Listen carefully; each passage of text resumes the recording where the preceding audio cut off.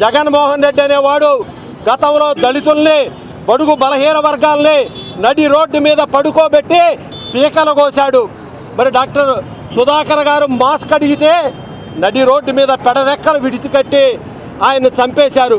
మరి మన పక్కన రేపల్లెలో ఒక బడుగు బలహీన వర్గాల సోదరుడు అమర్నాథ్ గౌడ్ని పెట్రోలు పోసి గోతంలో చుట్టి చంపేశారు.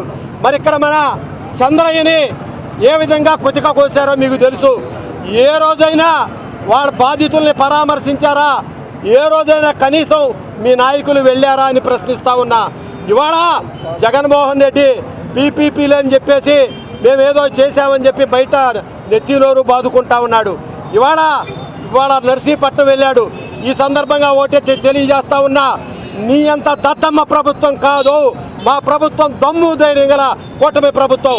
నీలాగా నువ్వు చంద్రబాబు నాయుడు గారి ఇళ్లకి గేట్లుగా తాళ్లు కట్టావు, మమ్మల్ని అందరినీ అరెస్టులు చేయించావు.